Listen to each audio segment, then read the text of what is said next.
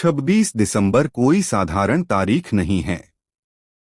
यह वह दिन है जब भारत की धरती ने ऐसे वीर बालकों को नमन किया जिनकी उम्र छोटी थी, लेकिन उनका साहस और बलिदान अमर हो गया।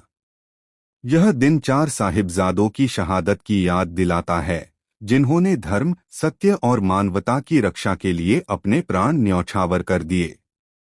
इसी ऐतिहासिक बलिदान की स्मृति में 26 दिसंबर को आज पूरा देश वीर बाल दिवस के रूप में मनाता है। वीर बाल दिवस का उद्देश्य केवल इतिहास को याद करना नहीं है, बल्कि आने वाली पीढ़ियों को यह बताना है कि बच्चे भी साहस, दृढ़ता और त्याग के प्रतीक हो सकते हैं।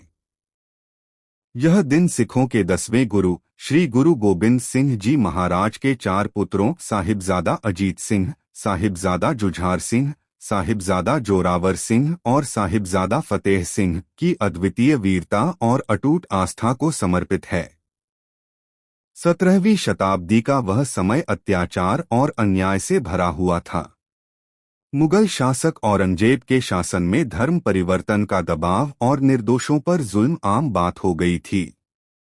ऐसे समय में गुरु गोबिंद सिंह जी ने अन्याय के विरुद्ध आवाज उठाई और सत्य तथा धर्म की रक्षा का संकल्प लिया। उन्होंने अपने अनुयायियों को सिखाया कि डर और लोभ से ऊपर उठकर सत्य के मार्ग पर अडिग रहना ही सच्चा धर्म है। 1704 में चमकौर का ऐतिहासिक युद्ध हुआ। मुगल सेना ने गुरु गोबिंद सिंह जी को चारों ओर से घेर लिया था। उस समय गुरु जी के साथ बहुत कम सिख बचे थे, लेकिन उनके हौसले अडिग थे। सबसे बड़े पुत्र साहिबजादा अजीत सिंह, जिनकी उम्र केवल 18 वर्ष थी, उन्होंने गुरु पिता से युद्ध में जाने की अनुमति मांगी और वीरता से लड़ते हुए धर्म की रक्षा में शहीद हो गए। अपने बड़े भाई के बलिदान को देखकर मात्र 14 वर्ष के साहिबजादा जुझार सिंह भी पीछे नहीं हटे। उन्होंने भी रणभूमि में उतरकर अद्भुत साहस का परिचय दिया और मुगल सेना से लोहा लेते हुए वीरगति को प्राप्त हुए। इन दोनों बड़े साहिबजादों की शहादत ने यह सिद्ध कर दिया कि सच्चा साहस उम्र का मोहताज नहीं होता। दूसरी ओर गुरु जी की माता गुजरी जी अपने 2 छोटे पौत्रों साहिबजादा जोरावर सिंह और साहिबजादा फतेह सिंह के साथ सरहिंद पहुंच गई थीं। वहां विश्वासघात हुआ और उन्हें पकड़कर सरहिंद के सूबेदार वजीर खान के सामने प्रस्तुत किया गया।